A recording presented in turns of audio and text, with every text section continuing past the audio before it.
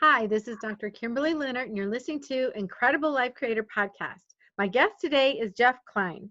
Jeff Klein has received rave reviews speaking to trade associations, sales organizations, national conventions, and business groups. Following a successful career in advertising, marketing, and production, Jeff has been a sought-after public speaker since 2004. He has enjoyed speaking over 600 times and reaching tens of thousands of professionals across North America. His individual and group programs assist professionals who are responsible for generating revenue, create great opportunities to sell. He founded the Speaker Co-op in 2006 and has attracted over 3,000 members to the cooperative business community of people who speak for business or as a profession. Jeff has an extensive background in creative services, sales, training, and management. He spends his time training speakers and business people to grow their businesses using the words they say. Welcome to the podcast, Jeff. I'm glad to be here, Doc. Thanks for having me. Yeah, so it sounds like connection is very important to you. It is, absolutely. Yeah, so why don't you start out by telling us a little bit about you, where you grew up, how this all started? Yeah. Well, I was, we used to joke that moving a lot as a kid builds character, because I moved from Chicago to Dallas when I was 2 or 3 and went to elementary school right here, and I'm back in Dallas. I went to elementary school in the suburb of Richardson. I went to junior high in Schenectady, New York, which is a pretty big culture shift from Texas. Went to a couple 1 year of or middle school rather in Wayne, New Jersey, which is just outside of New York City, and then high school and a couple of years of college in Louisiana, Shreveport and Baton Rouge, and then came back to Dallas and finished college here. Very different places. I've been to all those places. It's very culture shock of the culture shock of playing football in New Jersey and playing football in Louisiana.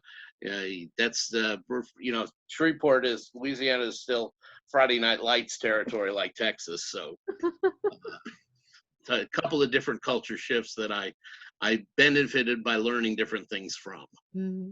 Yeah. So where did you start your career? Here, that would be here in Dallas. I wound up teaching business networking, but what I didn't realize was my whole life I've been networking. When I moved, when I followed the family back to Dallas, I was working at the horse track in Louisiana Downs, and I wound up using networking by talking to people to get the jobs I got here when I moved to Dallas. I worked at Radio Shack for a while because I met somebody from Radio Shack headquarters at the horse track. And so I wound up as one of those guys giving out free batteries and all that stuff for several years, and even spent a little time as a store manager when I was figuring some things out. But my goal for moving to finish school here in Dallas was to be in the movie business. And I got to do that. I worked on lots of TV shows, lots of TV commercials, a handful of movies, and a ton of corporate videos. And I was in what's called the art department, which is everything you see on the camera that's not breathing. We had something to do with putting it there. Wow. Yeah. What are some of the shows that you worked on? Any that we would know? Well, I was on worked on the first 13 episodes of Wishbone, the PBS series about the dog. There's a couple of Wishbones up there above me. The dog that teaches kids, and I think it's back on again. It's about 40. There's about 53 episodes that they run, over and over on PBS. It's a great way to teach kids about the great works of literature, and that was probably the pinnacle of my film career. And then a few years later, I went to work for the Film Association. But as far as movies, I spent a little time on JFK. I worked on Born on the 4th of July. Those are probably the most famous movies. I did a couple of weeks on Necessary Roughness, which was a football movie a lot of people remember. So, but what did you love about that job or about that career? The creativity. you have to actually come up with things instantaneously. I have a story about how we were on set with Emmitt Smith from the Dallas Cowboys and Shaquille O'Neal, and he was doing a bit as his Kazam, the genie character, and they decided they wanted to make an apple float above his hand, and nobody had planned for that ahead of time. But because we had the right little gewgaws because I had a pulley and I had fishing line and some pins and things, we were able to rig that up in about 5 minutes and give the director and the creative people and the celebrities the idea they had, make it come to life. Beautiful. That sounds like fun. Yeah. That sounds a lot like fun. And how do you not run out of ideas? I mean, do you ever wake up Monday morning and go, oh, I'm really tired today? What do you do when that creativity kind of starts to wane? What I used to do when I was making commercials and stuff, and I had to come up with an idea, I would actually go to the hardware store and walk the aisles, or go to Container Store and walk the aisles to get ideas, to brainstorm how to figure some of that stuff out.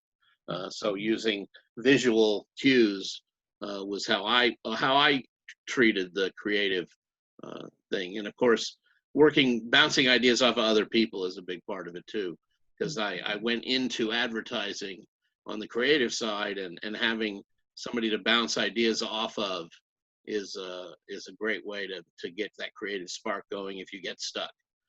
But the best thing to do if you get like a writer's block or something like that is don't panic and walk away. Go take a nap, go watch a movie, go read a book, do something to take your mind off of what you're overthinking. That sounds great. Go to the pool or something. Do Right, something exactly. fun, right? Just separate yourself from the anxiety of being stuck. Exactly. So Yeah. you went from the film industry into advertising. So I how did. did that switch happen? Well, so I went from the film industry into association management. I wound up, because I had been a volunteer and a board member, and the Texas Association of the Film Association asked me to work in the office after I'd been a volunteer, and I did so for 3 years. I worked in the place I had previously volunteered, and our job there was promoting the film business to everywhere, to get people to come from around the world to Texas to film. And so that was a great experience. And I learned about a profession I didn't know existed, which was association management. And so Garrison Keillor used to joke about the Association of Associations. It turns out there is one.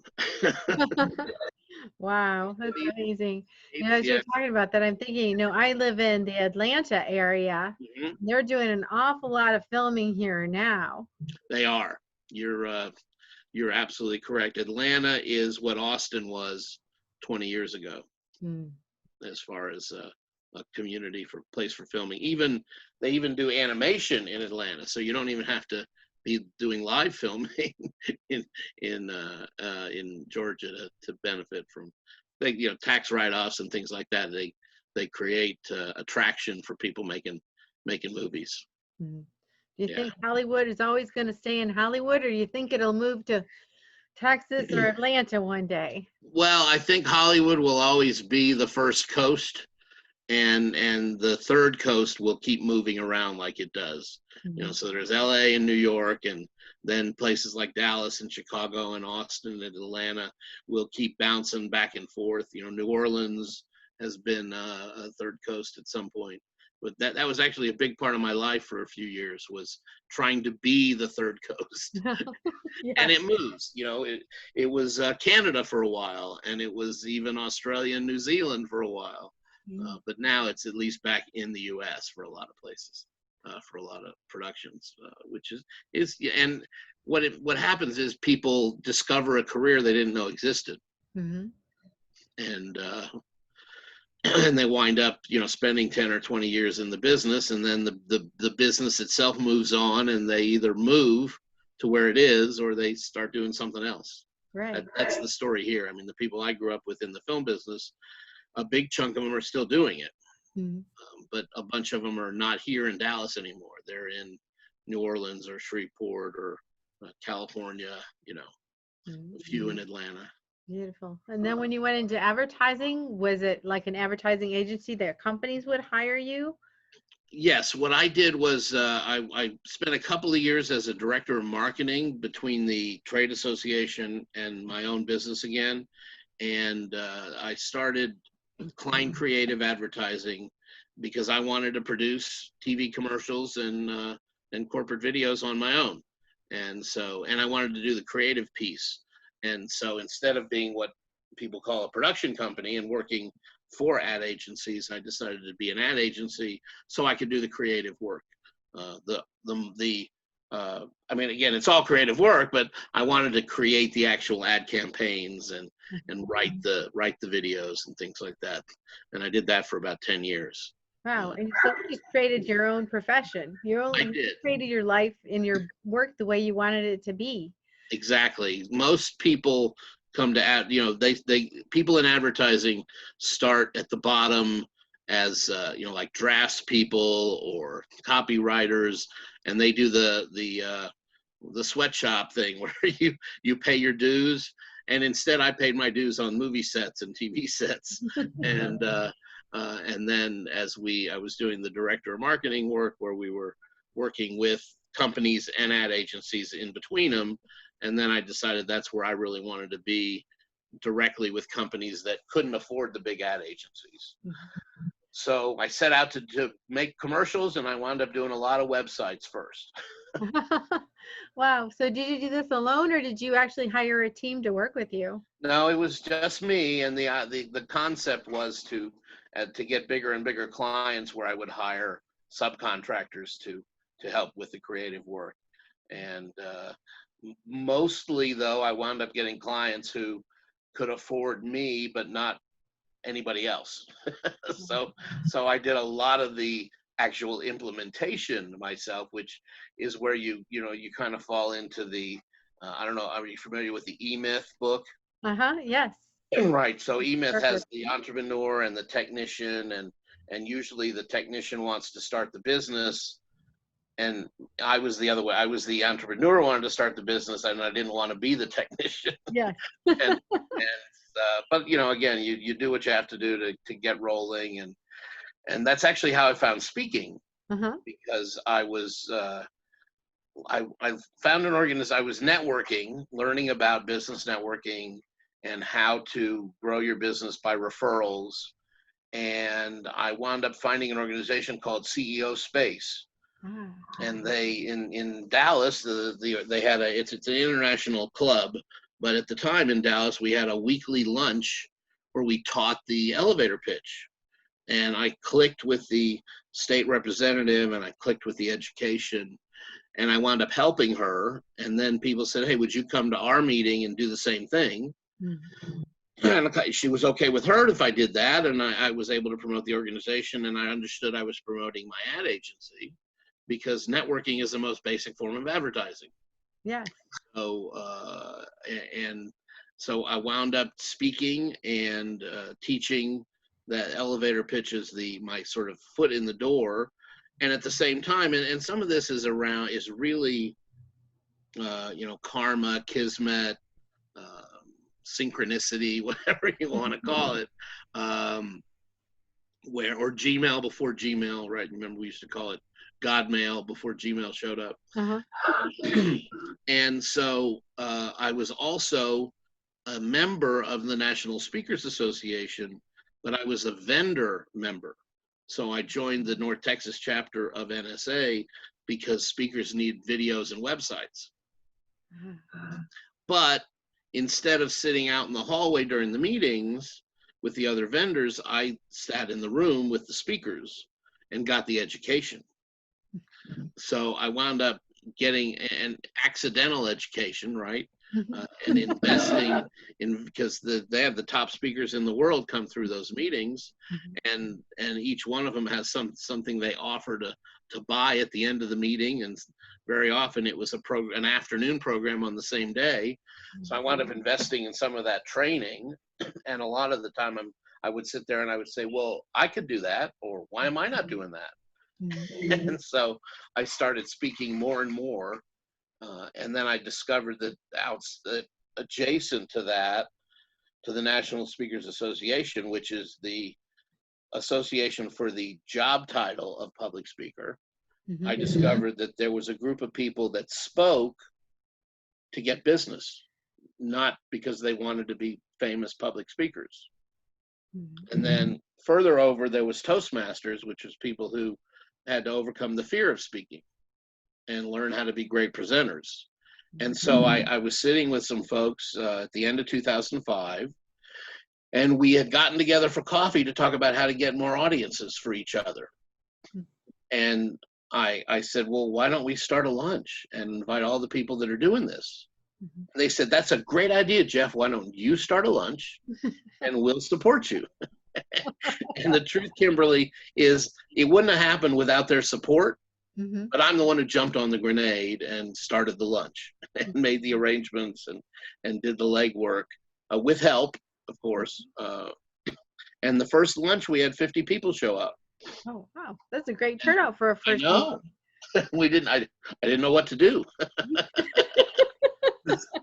because I had asked two people to do 15-minute talks, Uh-huh. but we needed like 30 minutes for everybody to introduce themselves. Mhm. So, and I actually right there on the spot came up with a different way to introduce ourselves besides a 30-second commercial. And that's even now, 15 years later, we're still introducing ourselves the unique speaker co-op way at our in-person meetings. Although now, of course, there's Zoom meetings, right? Right. But and that's how it started. And the next few years, we discovered that people wanted to learn at those meetings. They didn't just want to showcase each other. They wanted people to offer relevant content to speaking for business. And I wound up developing a curriculum using what I learned from other people, but mostly what I learned from being out there speaking. I spoke 50 times in 2007. I set a goal to speak once a week. And then in 2008, I set a goal to speak twice a week. And I did that for 2 years. So 250 talks in 3 years. And I learned a bunch of stuff. And the biggest things I learned were what not to do. Right. And I teach people, and you'll appreciate this, Kimberly. You know, mom and dad said to learn from our mistakes, but it's a lot less painful to learn from somebody else's mistakes. Yes, it is. And that's sort of the premise of all my education is here's how I screwed up. Here's how you don't have to, because I made the mistakes ahead of you. And so part of what I do in helping folks is take 2, 3, 4 years off their journey of being a speaker who wants to speak for business and succeeding at doing it. Mhm. So, what are some big no-nos for someone who's going out looking for speaking gigs, or when they're speaking? What are some really big no-nos you say for That's a everybody? good question. That's a good, no, that's really a great question, Kimberly, because what the main thing about doing this is you have to be attractive to the groups. So your talk can't be a 20-minute commercial about your business, right? So let's say you're a financial advisor. You can't come in and say, I want to talk about the stock market, or I want to talk about financial advice, partially because you've got compliance and all kinds of reasons where your own company will hamstring you. But you can talk about customer service. You can talk about prospecting. You can talk about sales. You can talk about some general business, a specific general business tool where you can help people. And oh, by the way, when I'm not speaking about customer service, I help people with their finances. So, and I mean, and I've had people who want to, they don't want to, they want to talk, they just want to talk about their thing. And I have to explain to them that you're welcome to try to talk about your thing, but there isn't a group in town that's going to book you when your topic is how to have better kitchen cabinets. Mm-hmm. Right, or how to have a better roof, right? Mm-hmm. But if your topic is how to give great customer service, how to prospect for clients, how to get past the gatekeeper, if you're in business to business sales. And of course, when it comes to coaches, they, leadership and team building and a lot of the things, that people hire coaches to help them with, you can absolutely talk about that as a topic. But when it comes to things like the trades, nobody's going to book, how to grow a tree, but they will book how to have a sustainable office. Exactly. Yeah. And I've been at quote unquote trainings where every speaker gets up for 30 to 45 minutes. They tell you just a few things to get you interested. And at the end, you got to go to the back table. Pitch fest. We call that a whole day of those. And sometimes you do want what they have because they piqued your interest. You're like, yeah, sure. I want more for this person. But are those? They're exhausting. They're exhausting, but are they still happening today? They are. They are, absolutely. When they're done wrong like that, I call them a pitch fest. But when they're done right, they give value. So I'm in a position where I say yes to the good ones and no to the pitch fest, because what happens is if you for example, I'm in the process of finishing up my book on business speaking, and I've created 9 laws to business speaking success, and the number 1 law is give value. So if I give you value, if I teach you things you can use now to improve your business, your life, if I spend 18 or 19 minutes doing that, then I've earned the privilege of spending 1 or 2 minutes making an offer. And it's not, you can only get this if you buy my stuff. It's, here's some good stuff, and if you want more, here's how to engage with me. And in the pitch fest, or the similar formats, if you deliver really good stuff for an hour or for 55 minutes, then the last 5 minutes, nobody's offended when you say, if you want more, here's how to get more. Exactly. And your goal as what I call a business speaker is to get the audience to want more of you. And the way they get more of you is by signing up for your stuff. Exactly. So let's say you're going out and you're going to speak at, let's say, a Kiwanis club or some community club. And for example, I was telling you before we got on today, I had a local business where I had a therapy center, so I go out and speak. So what's the most effective way to go to maybe a place like this and speak and actually get physical customers to come to your door? Well, you have to sign up for my programs. No. That's the more part.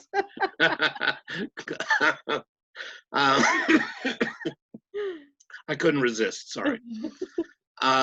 It's a process. It really is. It's not. There's not just one answer. But if you have a talk where you give people value and they see you're an expert, they want to get more from you, then they'll follow. But you also have to make sure you get everybody's contact information in the room so you can follow up. You have to get them on your newsletter list, and of course they can opt out, but you get them on the list from getting their so you have to, you should have a letter of agreement for each talk, and that letter of agreement says that you get everybody's contact information in the room. The letter of agreement says that you're going to have a table with so people can pick up flyers and what have you, or buy your book. You have the letter of agreement also says that you'll get fed without having to buy your lunch or your dinner, which usually happens, but there have been occasions where I had to buy my own meal because I didn't have a letter of agreement. So, having stuff in writing is important, and knowing what to ask for, the email address of everybody in the room. And there's lots of ways to make that happen. You can do a giveaway and people will put their cards in a bucket or what have you. But occasionally you'll be in a group that doesn't have business cards.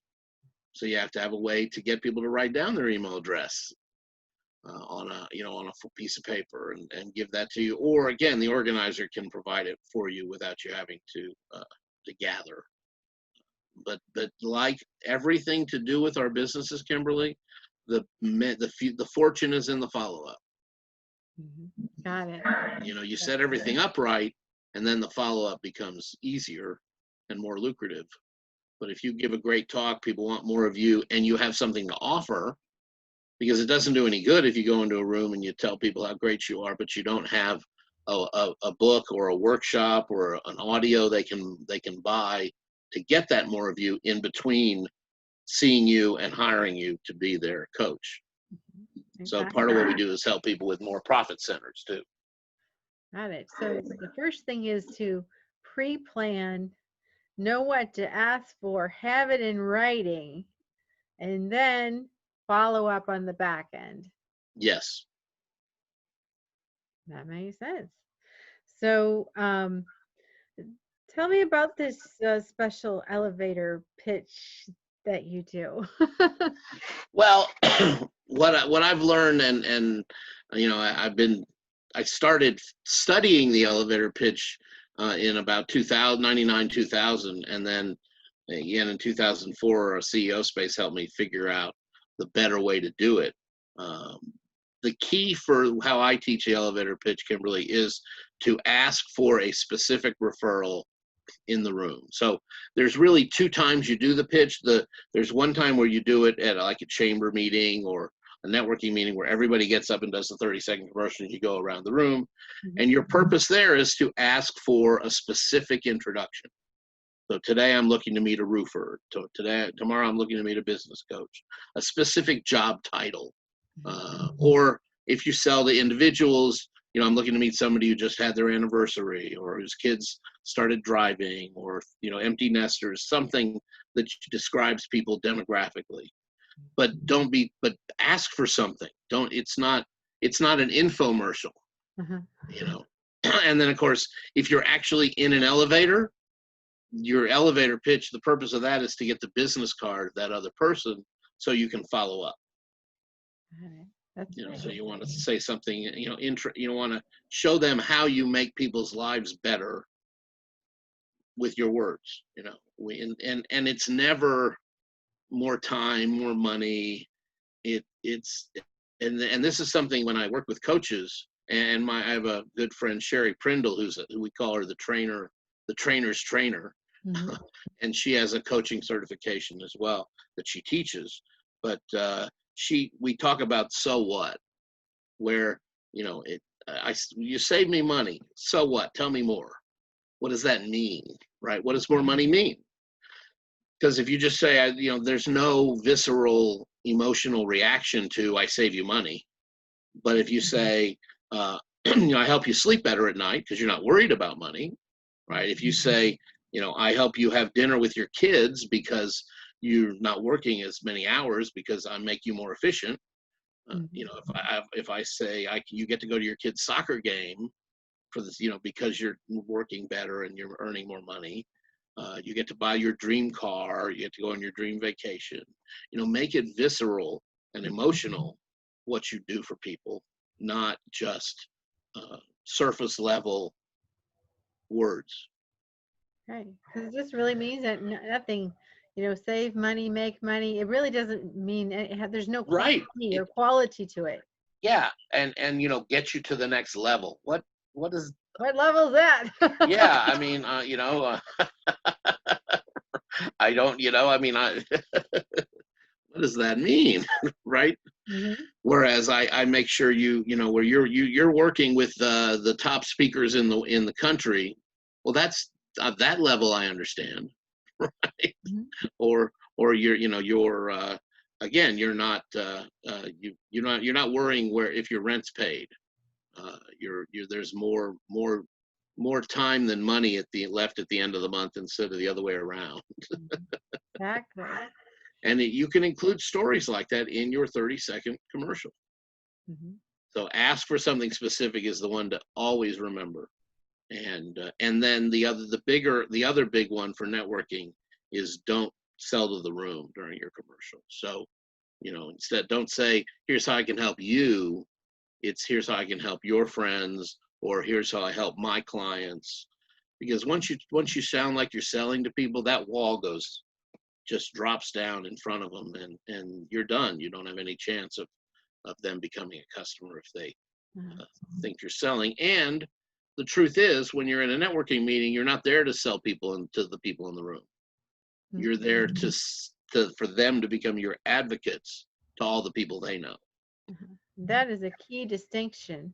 That is really.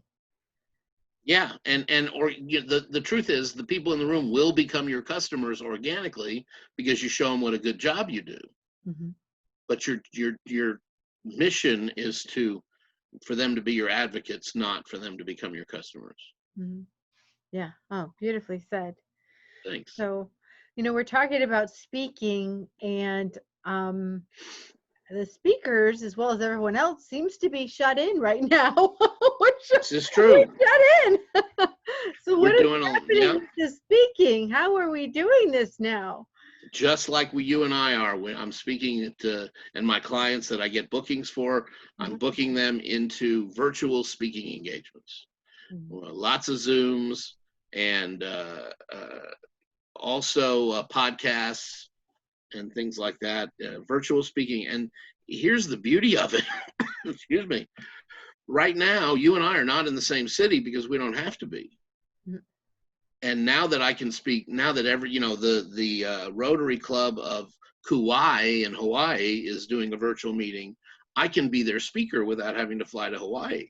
It is beautiful, isn't it? It's really beautiful. Yeah. I can speak in Scotland and Australia and everywhere else people speak English, and I can do it right here from my desk.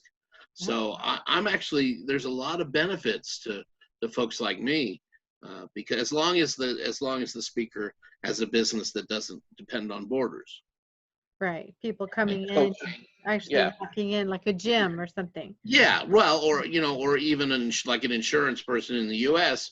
has a lot of restrictions. Oh, yeah. They have to be in that state. Yeah. But those of coaching, speaking, teaching people about speaking, teaching people about customer service, about leadership and all those things, you don't have to be in the same room. Now, when you're negotiating like a speaking fee in this situation, because it's very different. So at one point, there's kind of some standard fees for the most of us, except for a few really high, people, less brown or whatever. But most of us, there's a pretty standard speaking range of price. Right. So what is happening to that as we're going virtual? Is it going down? I'll put it to you this way. If my speaker fee is $3,000 to $5,000 for a 45-minute keynote address, and the client says, well, we're doing it virtually, so how much is it virtually? My answer is it's $3,000 to $5,000 based on your budget. Because if you want to pay less, you tell me what you want me to leave out. Because the content has the same value, whether I'm delivering it over a computer or over a stage. At least I know mine does. Yes. So that makes sense. I was just wondering about that. But it's a great question, and it's really important for those of us who charge a speaking fee to stick to our guns on that, because that event planner is already saving thousands of dollars because they don't have to fly us there, they don't have to feed us, they don't have to put us in a hotel, and in some cases they would be paying a fee for us to be in the conference. Oh, exactly. So they're saving money by doing it virtually. Why should they pay less for the actual professionalism and content? Now, I do want to add that most of my clients are not speaking for a fee up front. They're speaking to get paid on the back end. Right. Now, conferences, if they go speak at a conference, they should be compensated just like any other conference speaker. But when we speak at associations and we speak at chambers of commerce and Rotaries and Kiwanis and Optimists and all those folks, they don't pay a speaking fee, and they never will. But we're glad to be in front of an audience of potential customers. Exactly. Yeah. Two different ways to go on that. Right. So the focus at Speaker Co-op is the speak to get paid. Mm-hmm. But of course, we do work with some people who want to get paid to speak. Got it. So when you're going virtual, and this is something I've kind of had trouble with, sometimes I feel like, how do I connect with people? You know, you have these No. squares around the screen, and you can really, as you're speaking, you can kind of look at one at a time. But I mean, it's just so different Well, from looking at an audience. and when you look at one at a time, you're still not making eye contact. No. You have to look at the little light on your laptop to make eye contact Uh-huh. with the entire audience, which is what I'm doing now. And you can Uh-huh. see the difference of me looking at the light as opposed to looking at your picture. Right. So you really have to be conscious, especially when you want to make an important point, of speaking to the camera, so that you're making eye contact with everybody who's watching. Mm-hmm. And that's one thing for sure. Another thing is right now we're sitting, and I have some clients who do better energy wise if they're standing. I'm good sitting. I've got lots of the same energy either way, but some people are helped by standing when they speak. Some people are helped by sitting on a stool instead of in a comfy office chair. So you have to find your own best setting, as it were. And and some people, like, if I'm in front of a room full of people, I never speak without walking. That was my next question. You know, I'll speak, and then I walk out into the audience as I'm speaking. Right, and you have to be aware of that. If you're doing, you can set something up where you can walk back and forth, but that can actually be discerning or disconcerting for the audience. You know, to give them the seasickness or what have you. That's what I was thinking. Yeah. You know, or tennis, or tennis games. Yeah. But but the engagement is huge, Kimberly. It's really important, and I'm so glad you asked about it. So the thing to do with the whole video thing is come up with, and we've come up with some ideas, exercises to do with not exercise, but interactive things that you can have the audience do within, in their own room if they're alone. Mm-hmm. Or now we have some tools where some of the video programs will let you break the audience up into groups of 2 or 3 or 5. And you can do a thing where we're going to break, we're going to do a 5-minute breakout, and I'm going to randomly put you with 4 other people. So the technology lets us do that as well. Oh, I had no idea. Wow. The more you can do as a speaker to create an experience, Mm-hmm. the better people are going to remember you and react. So coming up with some ideas. I have a client who does improv and teaches about improv in business and things like that. And she had us going around, there were 6 of us, and she had us doing an exercise where we were all doing different sound effects around the screen. Oh, that would be fun. Oh, it was like, okay, so you have to remember who you're following. Mm-hmm. and react to what they're doing, and then the person behind you has to remember who they're following, etc. And it was hilarious. It was a lot of fun, and it was excuse me, it was a lot of fun, and it was memorable. Mm-hmm.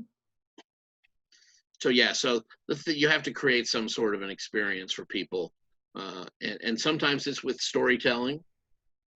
You tell a visceral story that has sights and sounds and scents, and you create a word picture that get people engaged that way. Mm-hmm. Yeah, that's really helpful. Yeah, because I was thinking, how do we connect? So those are some great ideas on that. So any other advice for speakers? Well, actually, I will teach you the first thing I learned about public speaking, and this is from my father, may he rest. He taught me that when you get up to speak, the first thing you do is you take a big breath, and you use that breath to start your talk. You don't go and then start. You take a breath, and you use that breath to start your talk. Mm-hmm. And that oxygen, that gives you more energy. It gives you more patience. It takes away fear. It's an amazing thing. But you pause, so everybody's looking at you, and you take that breath, and you use that strong first breath to start your talk.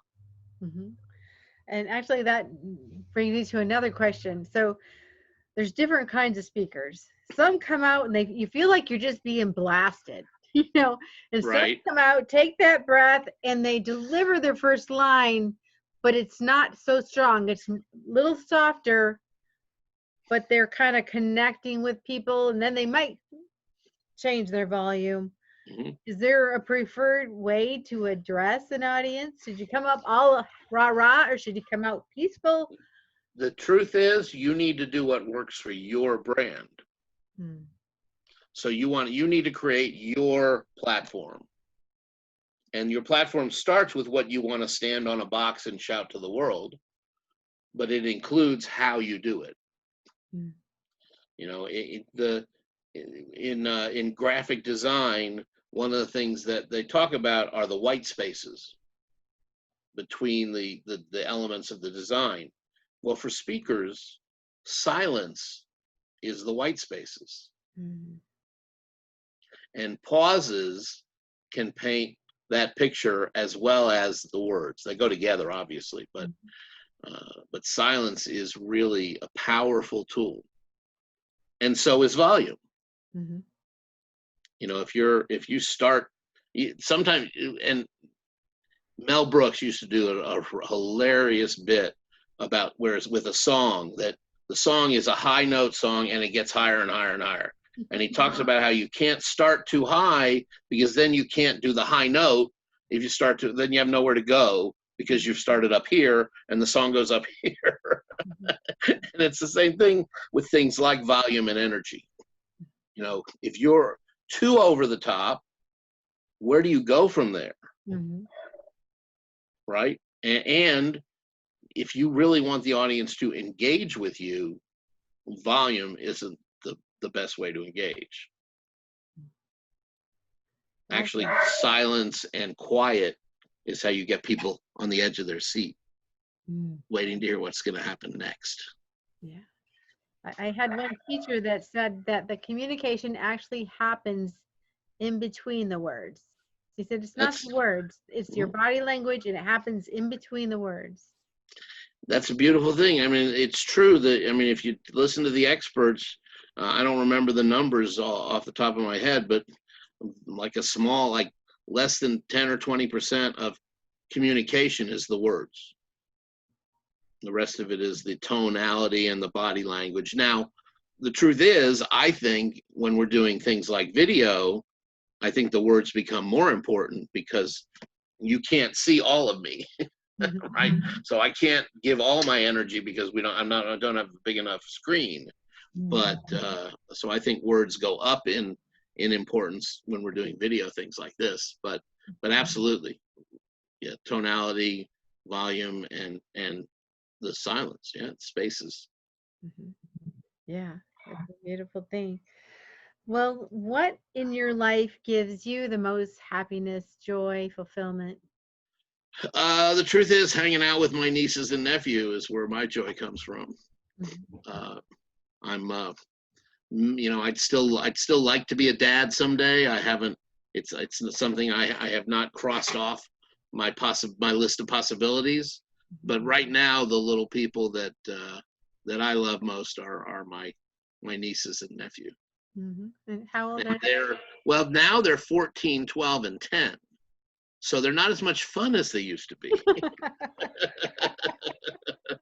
They're all busy on electronics. Yeah, but I did create my life in a way that from 2010 to 2016, I was in Houston at least once a month where my nieces live, and we opened a speaker co-op chapter there. And so I got to be there when they were going from 2 and 4 to 8 and 10, and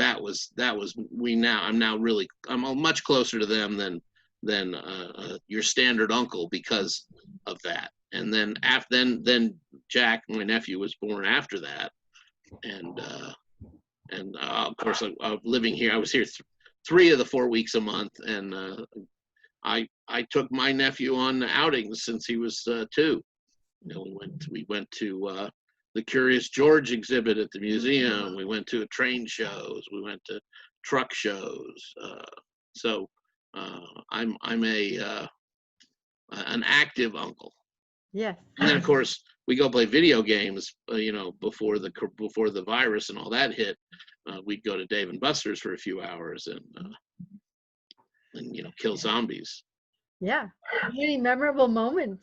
It's Absolutely, wonderful. golden memories. You bet. And now with the virus, we do a weekly, we do a family night every week where it's either we play a game, the 5 of us, or we watch a movie. So That's a wonderful idea. yeah. So, And I've got a group, we play Pictionary on Zoom because you can use the whiteboard function, and then there's an app to pull up the word to start, and we play Pictionary with Zoom. That's great. Great ideas. Yeah. Hope everybody's listening to this because we're always looking for things to do. So Absolutely. that is awesome. So if people wanted to work with you or learn from you, how do they get a hold of you? Speakercoop.com is the best way. I actually have my email address right there on the screen, jeff@speakercoop.com. We've got several membership levels at Speaker Co-op, and what you get for the different levels is you get access, you get more promotions to people looking for speakers, and you get access to more and more education. And then my signature program is called the Booking Program, where I teach people my system for turning a 20-minute talk into leads and customers. And then I get them booked in front of audiences. So you may see some of my clients right here on Kimberly's show as guests. That's right. Yeah, we have several connections. I'm also in CEO space, so we have several. You know what? I did not realize that. That's wonderful. Yes, yes. So thank you so much for being on the show today. Oh, you're welcome. Thank you for having me. Love this interaction. And before we get off, one last question. What is your best advice for living an incredible, amazing life?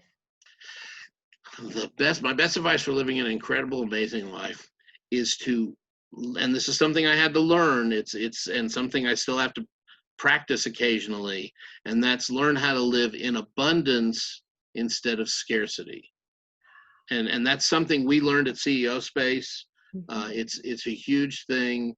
If you're worried about more money than more rent, more month than money, if you're worried about people who compete with you getting your customers, that's living in scarcity. The truth is there is enough business to go around for everybody. And if you just set your mind into abundance, you will, it comes to you, and it's not woo woo, and it's not